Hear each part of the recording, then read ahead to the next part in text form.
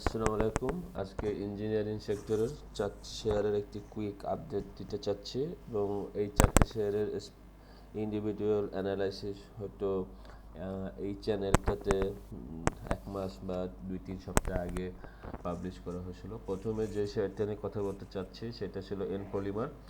তো এন পলিমারে আমাদের যে প্রিভিয়াস যে অ্যানালাইসিসটা ছিল তখন প্রাইস ছিল 30 টাকা বা 31 টাকা এই লেভেলটায়, এবং তখন আমরা অ্যানালাইসিসে বলছিলাম অ্যাকর্ডিং টু ওই সময় তার ইপিএসের উপরে যে 30 টাকা বা 31 টাকাটা একটা ভালো পজিশন, ফার্স্ট পজিশনের জন্য একটা এন্ট্রি হতে পারে, এবং সেকেন্ড তার লো 26 টাকার এখানে। তো 2-3 সপ্তাহ বা 1 মাস পর দেখা যাচ্ছে আমাদের এই এনপলিতে প্রথম দুইটা পজিশন অলরেডি 1 নম্বর এবং 2 নম্বর পজিশন দুইটা অলরেডি অ্যাক্টিভেট হয়ে গেছে। এবং এখানে যেটা আমাদের প্রথম অ্যানালাইসিসে যে ফিবো রিট্রেসমেন্ট যেটা ছিল সেটা এখন ইনভ্যালিড, অ্যান্ড ফিবো ট্রেন্ড বেঞ্চ যে এক্সটেনশন ছিল সেটাও এখন ইনভ্যালিড। তো এখন আমাদের তো প্রথম পজিশনে যদি আমরা 30% নিয়ে থাকি এবং থার্ড পজিশনে সেকেন্ড পজিশনে যদি 40% নিয়ে থাকি আমাদের 100 টাকার উপরে, তো সেক্ষেত্রে আর এখানে যে এন পলিমারের প্রাইসটা ফল হলো তার ইপিএসের একটা অনেক নেগেটিভ না আসলেও অনেক বড় একটা ডিক্রিজ হয়েছে লাস্ট ইপিএসটায় কোয়ার্টারটায়। তো ওইটাই একটা রিজন, আর তো ইন্ডেক্স একটা যে মেসি ফল হলো সেটাও একটা রিজন আছে। আর এখন যে প্রাইসটা যেখানে হোল্ড করতেছে বৃহস্পতিবার যেটা 25 টাকা 20, সেটা যদি আমরা উইকলি ক্যান্ডেলে দেখি একটু, তো উইকলি ক্যান্ডেলে দেখা যাচ্ছে যে আপনার অলমোস্ট 12-13 বছরের লোতে চলে আসছে এন পলিমার প্রাইসটা। তো এখন যদি আমরা সেকেন্ড পজিশনে যদি এখানে অ্যাক্টিভেট করি এবং আমরা যদি একটু ফিবো রিট্রেসমেন্টটা টানার চেষ্টা করি এখান থেকে, সরি, তো আমাদের সেকেন্ড এখানে প্রফিট টেক বা পার্সিয়াল প্রফিট থেকে প্রথম যে টার্গেটটা হওয়া উচিত 31 টাকা এই লেভেলটা।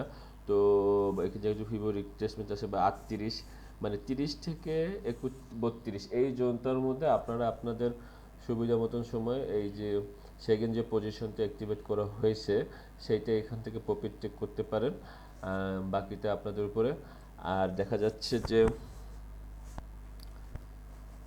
প্রাইস এখন এইটাই হলো আপাতত এন পলিমারের জন্য আপডেট। এখন দেন যেই শেয়ারটা নিয়ে কথা বলতে চাচ্ছি সেটা হলো কাসেম কাসেম কাসেম মাইন। সেটার যে এই অ্যানালাইসিসটা ছিল সেটা বলা হয়েছিল যে এটা একটা বুলিশ প্যাটার্ন, একটা প্যাটার্ন ক্রিয়েট করছিল এবং প্যাটার্নটা ব্রেকআউট করবে এবং ব্রেকআউট করেছিল। ব্রেকআউট করার পরে এখানে 50%-এর সময় একটা এন্ট্রির কথা বলা হয়েছিল যেটা ছিল 39-38, এবং অ্যাট এ টাইম 39টা ছিল, একটা সাপোর্ট বা রেজিস্ট্যান্সও ছিল এই জায়গাটা। তো এইখানে যদি আমাদের প্রথম পজিশনটা যদি আমরা নিয়ে নিতাম 30%, আর সেকেন্ড পজিশনে বলা হয়েছিল এখানে একটা ডাইনামিক সাপোর্ট আছে 34 টাকা বা 35 টাকার এই জায়গাটা। তো এখানে যদি সেকেন্ড পজিশনও নিতাম তাহলে আমাদের অলরেডি সেকেন্ড পজিশনে প্রফিট টেকের জায়গা 39 হয়ে গেছিলো। তো সেকেন্ড পজিশনে আমরা হয়তো এখানে প্রফিট টেক করে ফেলছি। এখন আমাদের ফার্স্ট পজিশনটা আমাদের এখন হোল্ডিং আছে, আর এটা যে এখন ট্রেন্ড বেস যেটা ছিল সেটাও এখন ইনভ্যালিড। এখন এটার কারেকশনটা প্রাইসটা যেহেতু সেকেন্ড পজিশনে চলে গেছিলো, তো এখন আমাদের আপাতত আমাদের সেকেন্ড পজিশনটা প্রফিটে ক্লোজ করলাম। এখন দেন মার্কেটের উপর ডিএসসি ইন্ডেক্সে ডিপেন্ড করে বা ওর ফার্স্ট কোয়ার্টারটা আগার আসা পর্যন্ত আমরা ওয়েট করে দেন একটা কাসেম মাইন্ডের একটা আপডেট নিয়ে কথা বলবো। তৃতীয় নম্বর যে শেয়ারটা নিয়ে কথা বলতে চাচ্ছি সেটা হলো সিঙ্গার বিডি। সিঙ্গার বিডিতে একটা সুন্দর কথা মানে অ্যানালাইসিস দেওয়া হয়েছিল ইন্ডিভিজুয়াল। তো উইকলি ক্যান্ডেলে আমরা দেখছিলাম এটা একটা বেয়ারিশ ফ্ল্যাগ প্যাটার্ন ক্রিয়েট করছিল এবং এটা ভাঙতে চাচ্ছিল। তো এইখানে 104 টাকার দিকে এটা আমরা হয়তো মনে করছিলাম যে এখান থেকে কিছুটা কারেকশন হবে 128 টাকা, তারপর হয়তো আবার নিচের দিকে আসবে অ্যাকর্ডিং টু ফ্ল্যাকের ভিতরে, এবং অ্যাট এ টাইমে তার 55, 100 এবং 200 ইএমআই নিচে প্রাইসটা হোল্ড করতেছে। তো সব কিছু মিলিয়ে এটা একটা নেগেটিভ সেন্টিমেন্টালের ছিল। তো সিঙ্গার ভিডিও যদি আমরা ক্যান্ডেলে দেখি আমরা যদি এখানে 5% বা 10%-এর কথাই বলা হয়েছিল প্রথম পজিশনটা, যে যদি একটু বাউন্স করে, কিন্তু তার ইপিএসটা এত নেগেটিভ আছে, তো ফুললি ব্রেকআউট করে ফেললো। এখন আমাদের সিঙ্গার ভিডিওর জন্য আমরা এখানে অ্যানালিসিসে সম্ভবত বলা হয়েছিল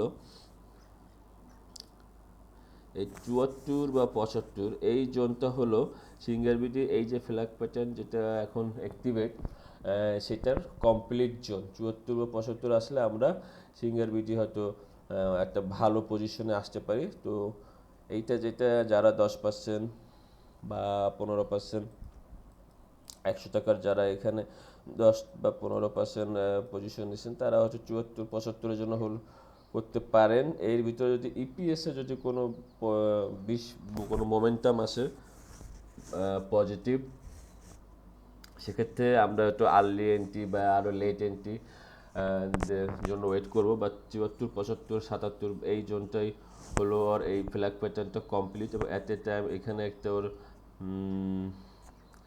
মেবি 12-13 বছরের সাপোর্ট আছে কিনা এখন বোঝা যাচ্ছে না। তা তো ফ্ল্যাগ যাই হোক, তো এখানে 74-75টাই হলো আর এই বিয়ারিশ ফ্ল্যাগটা কমপ্লিট জোন। আচ্ছা, তারপরে যে শেয়ারটা নিয়ে কথা বলতে চাচ্ছি সেটা হলো ন্যাশনাল টিউব।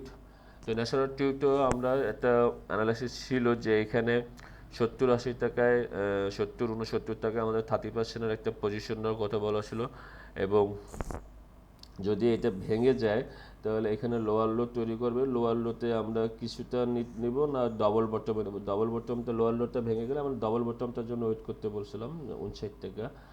তো সেই ডবল বটম কিন্তু আসে নাই।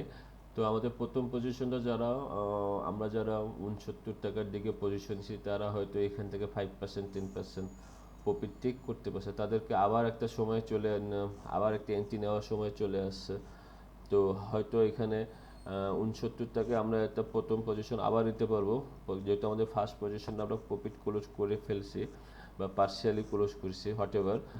তারপরেও এখানে যদি আমাদের 100 টাকা বরাদ্দ থাকে ন্যাশনাল টিউবের জন্য, তো আমরা হয়তো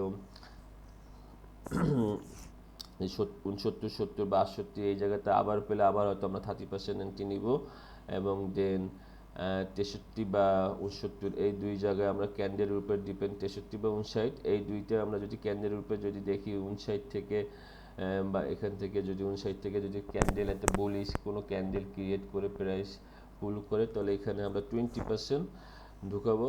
আর যদি দেখি যে ব্রেকআউট করতেছে, এখানে যদি ডবল বটম তৈরি হয় 59 টাকার এই জায়গায়, আর এট এ টাইম যদি আমরা কোনো বুলিশ ক্যান্ডেল পাই, তাহলে ওখানে 20%, বাকি 20% আমরা এখানে এইভাবে ইনভলভ করব। তো এই ছিল national tube, singer BD, Kasem মাইন অ্যান্ড এনপোলির কুইকলি একটা আপডেট। সবাইকে ধন্যবাদ।